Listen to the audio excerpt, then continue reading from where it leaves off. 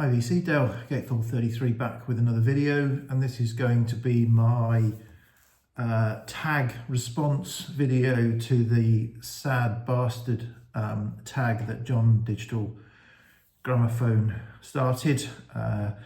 Didn't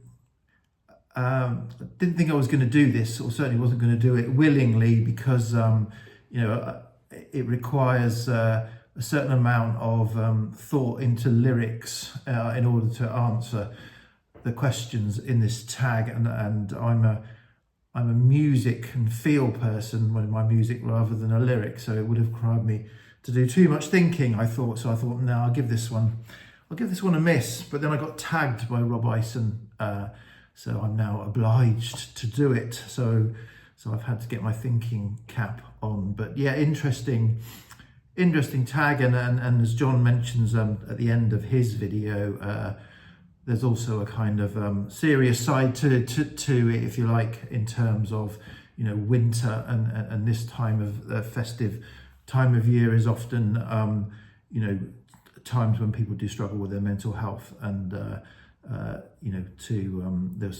Jon had some thoughts on that, and has reached out on that, which is obviously very thoughtful and in that respect.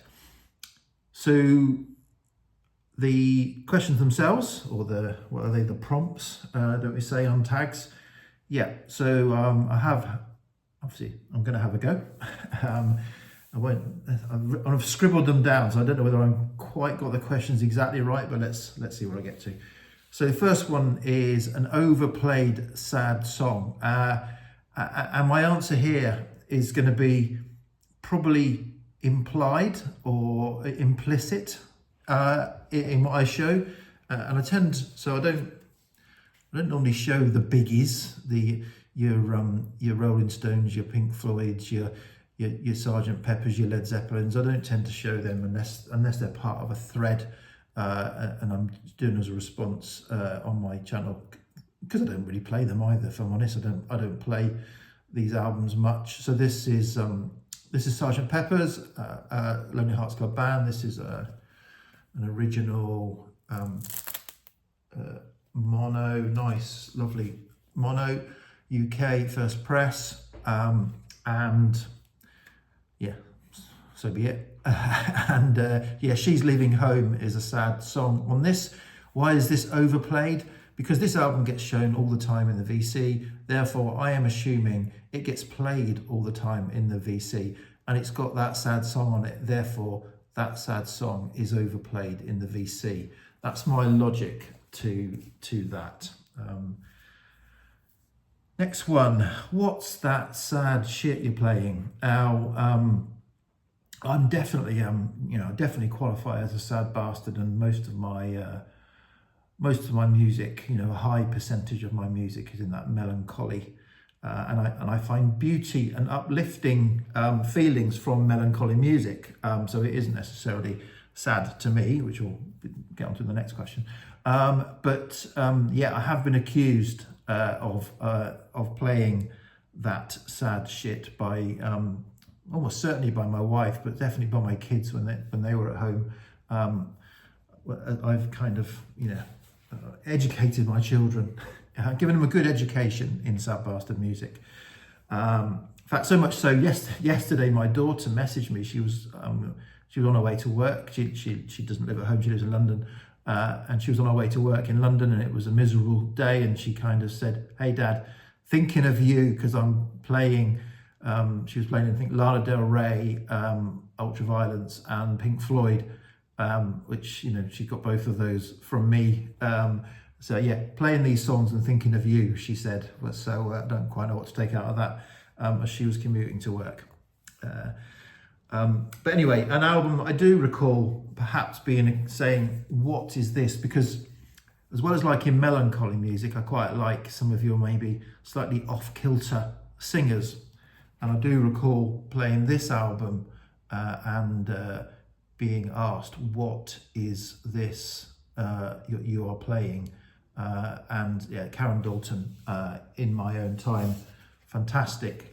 So I was introduced to Karen Dalton from I think it was a Mojo and Uncut Freebie magazine. It was a Nick Cave, one of these kind of Nick Cave influence type ones, and it had Katie Cruel on it, and just absolutely, thought, wow, that is a fantastic song. So yeah, and I used to slip it then into playlists for the car, and as was a rule in the car, if the rest of the family said skip, then I had to skip the tracks, and quite often when this song would come on, Katie Cruel, they would be oh, skip that one, skip it. So yeah, that's my response to that. It's a sad album to many, but it's a dance party to you, I think, is the next one. And probably it's a sad artist to many, but a dance party to me. And particularly this album, I find. So Leonard Cohen, if you said Leonard Cohen to a lot of people, they would say, oh, blimey, that's a lot of depressing stuff, isn't it? But this album, I think, is, yeah, it's a dance party. It's an absolute hoot of an album. I'm Your Man by Leonard Cohen. That's my response to that one. A sad love song. So I've gone for this album by Richard Thompson, and on the second side, the song Bee's Wing, which was one of my all-time favourite Richard Thompson songs. So beautiful, sad love song about a man and a woman. The woman is not for settling down. The man, they wants to live life on the road, flitting from place to place. The man suggests that they might want to settle down, have a family. She kind of says, do you not know me at all? They break up, and then he kind of, I think her life doesn't follow a happy path, and he kind of reflects on his attitudes and whether he would have been better, not trying to change her and accepting, but still being with her. Roughly, that's how I interpret it. A sad lyric. As I said at the beginning, I'm not a lyrics guy. I was listening to this album a few weeks ago, or maybe months ago, traveling into London, into work, into the office, and I tend to kind of manage my listening in that respect. I've got sort of certain albums I can play on the train at 6:30 in the morning that are going to just kind of drift off to. Then when I'm kind of walking from the station to the office, I might want to kind of lift the mood. So heaven knows why I was playing this album, but it put me in a right bad mood, grumpy mood for the rest of the day, because I think I wasn't feeling great anyway, and this does not lift your spirits at all. This is a really dense, thick, dark, depressing album. Great album. And yeah, so just the opening lines of the opening song of the album are enough to set the tone. So it's just the first two lines, so it starts the 100 years, the first song, it's got sort of instrumental kind of introduction to it, and then comes in with, it doesn't matter if we all die, ambition in the back of a black car. And that's, that basically, it doesn't get much better or much chirpier after that. So that's my sad lyric. A breakup song or album. I'm going for a breakup album. This is Grace and Danger by John Martin. So this was recorded and written and recorded around the time of his breakup with his wife Beverly. And yeah, it's got some pretty dark stuff on it. Particularly on the second side, the opening, the second side, Sweet Little Mystery, Hurt in Your Heart, Baby Please Come Home. They are really heart-rending, pleading songs. And yeah, obviously, John Martin, what should we say, a troubled soul, if you're being generous, you could say, or other things to describe him. But yeah, it's and I believe that Chris Blackwell at Island Records refused to release this initially. He put it on the shelf because he felt he was maybe upset himself in terms of how it was playing out with John and Beverly, but also that this album was particularly dark and yes, I didn't want to release it when it first had been recorded. Your favourite Smiths song? So yeah, I haven't done a forensic analysis of the Smiths songs to know what my favourite is, but one I thought I'd share definitely, I absolutely love, and it isn't one of the kind of, if you like, one of the more the singles, is from this album, and Well I Wonder on side 2 of this album, I think is a fantastic, beautiful song. So I'm picking that for my favourite Smiths song of today. Saddest song by a popular popular artist, I think I'd say for this, for mine. And these were massive pop, certainly pop, put the pop into popular. And this, I think, is their saddest, or one of their saddest songs. I don't have the individual album on vinyl, I've got them on CD. I've got rid of the vinyl, but I've got this is my Reader's Digest box.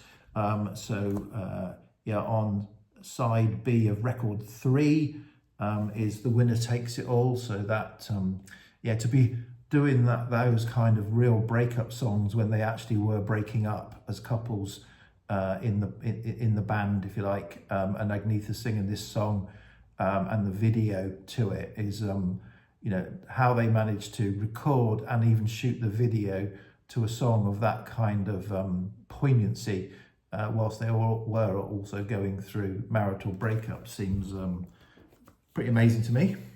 Obviously, the show must go on, I suppose.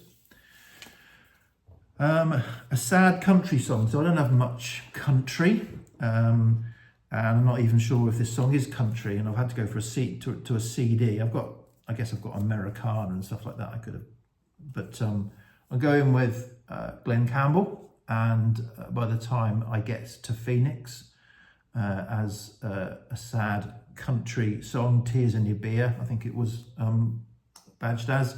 So yeah, this kind of, yeah, it starts off, you're thinking, is it a sad song? It, you know, could have a happy ending, but as it goes on, it gets more and more heading more and more towards a sad finish, that song.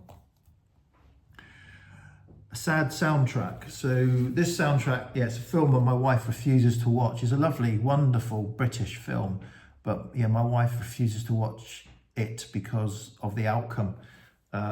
So that's why I'm including it. So this is a soundtrack to Kes, or some of the music from Kes. You know, not necessarily dark and sad in its entirety, but certainly the outcome is sad. And so my wife won't. She hates to watch the like these nature films and David Attenborough and all that. She doesn't want anything to get killed, even though obviously that is the circle of life, if you like. That's my sad soundtrack.